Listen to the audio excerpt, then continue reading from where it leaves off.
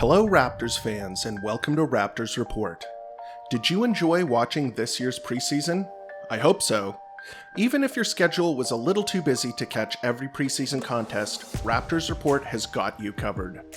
This episode is going to give a cool breakdown on all the things that I've noticed. The performance of one standout player, the Raptors' defensive scheme, as well as a quick look at a potential upcoming minutes crunch. So let's dive in and get started. First, let's talk Precious. I mentioned Precious Achiuwa in the last episode, and I think we should return to the topic because he appears primed to take the leap that many people were hoping for.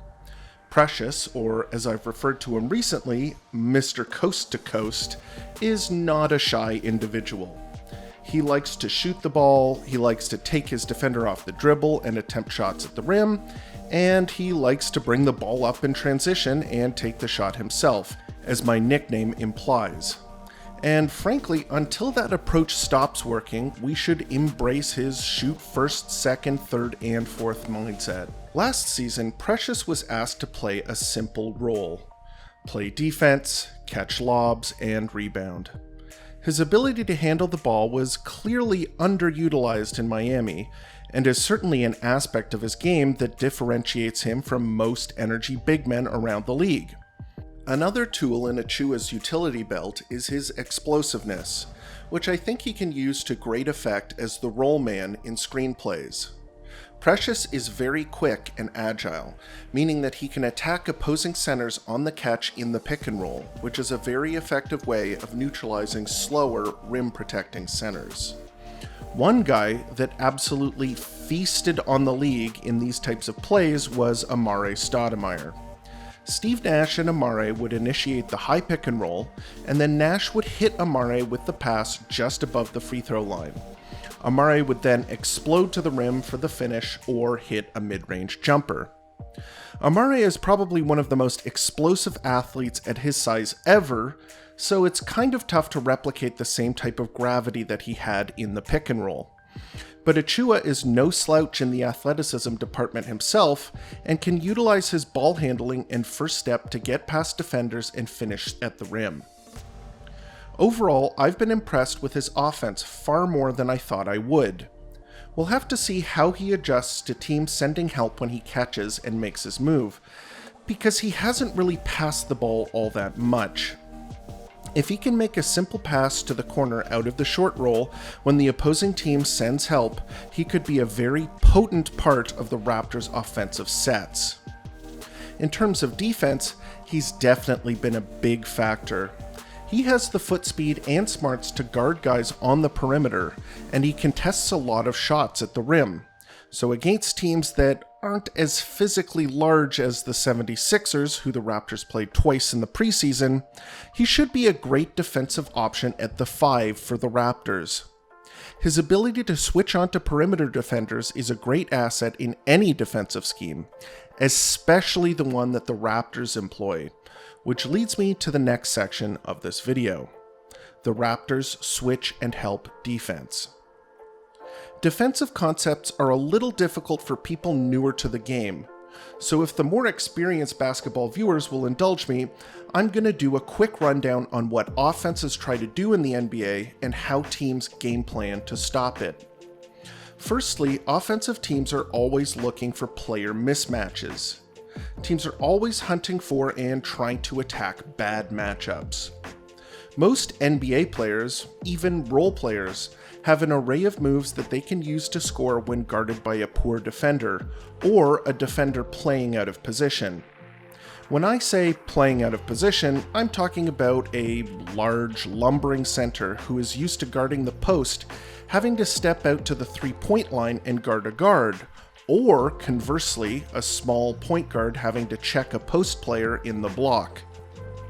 Those scenarios often end up with an easy basket for the opposing team, either by scoring in that matchup or forcing another defender to come over and help, which will leave somebody else open. In order to induce these switches, teams will use screens, both on and off the ball, to create separation. It's a pick your poison, where either you surrender a switch and have the defenders trade the player they're guarding, often leading to a mismatch, or you seed an open shot. What is very interesting about how the Raptors have built their team and how they're running their defensive sets is that they welcome the switch. There was much ado about the type of player that the Raptors were adding to the team in the offseason, aka the 6'9" guy with long arms. Now, why is that type of player an asset in this type of defense? Well, for one, 6'9" players with long arms are generally quite good at helping out under the basket. They can pitch in defensively in the paint, and when another team gets the ball inside, they can provide help. The players that the Raptors have gone after also have quick feet, meaning that when they're guarding players on the perimeter, they're not getting blown past and don't have to drop low and give up an open shot, like what happens sometimes when people are being guarded by 7-footers on the perimeter. What does this mean? By playing these large, agile 6'9" players, the Raptors are preemptively removing mismatches so that they can switch every single matchup. Outside of isolation plays, ball screens are the most basic, most prevalent way that teams in the NBA create scoring opportunities. And as we saw on Monday versus the Rockets, when teams can't run their sets effectively, they get locked down. Now, there are still some matchups that you don't want to give up. For example, in the first half of the Houston game, the Raptors allowed Sengun, the Turkish 7-footer, to get deep post position against 6-foot-tall Fred VanVleet.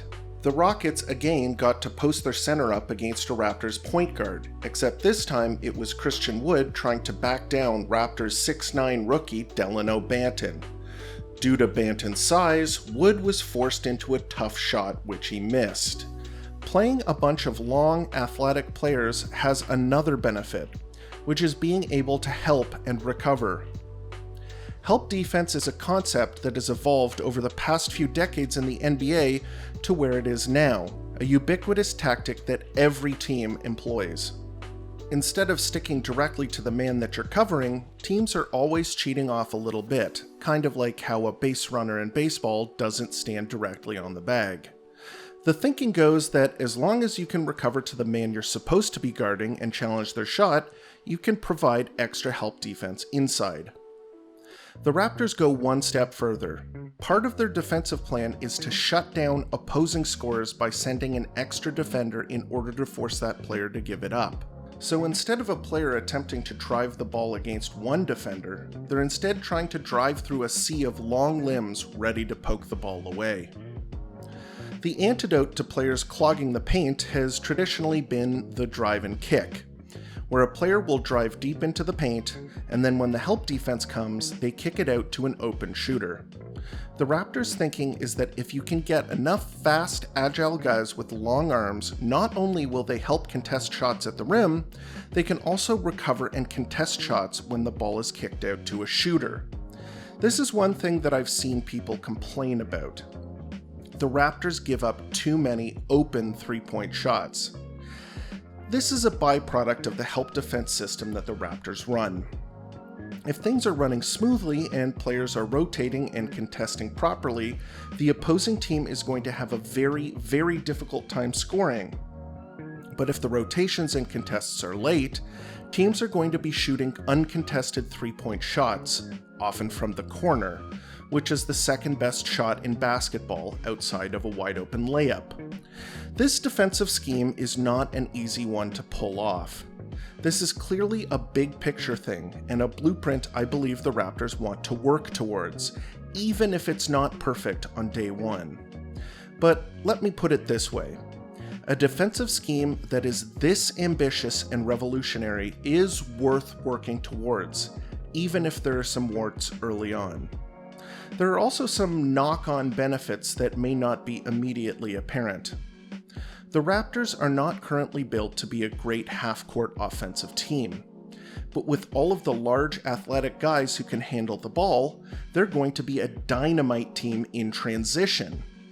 But how do you get into transition? Well, you force the other team to turn the ball over. And how do you do that? Well, you do it by consistently applying pressure to the primary ball handler, forcing lots of passes and sending multiple defenders on drives to poke the ball away, which is exactly what the Raptors' defensive scheme is trying to do. It's a very cool strategy, and I'm excited to see how it performs against the various teams in the NBA. The last topic I'll cover in this episode is the upcoming minute crunch. The Raptors have some intriguing depth at every position, with Precious and Khem Birch at the 5, OG, Scotty, and eventually Siakam and Boucher at the forward spots, Svi, Gary Trent Jr., and Yuta Watanabe at the swing positions, and Dragic, Delano Banton, Malachi Flynn, and Fred VanVleet at the guard spots. There's even guys like Champagnie and Bonga who have impressed at certain points in the preseason, who look like they could crack the rotation.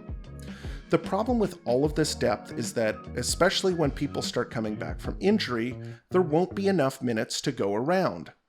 There's 48 minutes of basketball per game, multiplied by the 5 players on the court, working out to 240 minutes to spread around to your roster per game. That sounds like a lot, but when you start taking 36-minute chunks out of that for your veterans, trying to split the remaining minutes between your players starts to get very tricky. Most of the time, that's not a problem, as players have a habit of over or underperforming expectations to the point where a rotation kind of emerges organically. You simply play the guys who have been performing the best. The Raptors 905 is another pressure release valve, allowing the franchise to develop and give minutes to their young guys in a controlled environment. But this season, even that might not be enough.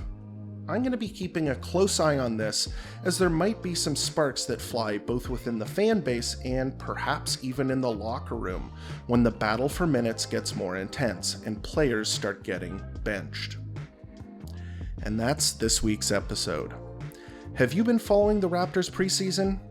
What are your thoughts on the team? Are you intrigued by the Raptors' defensive scheme, or is it destined to fail?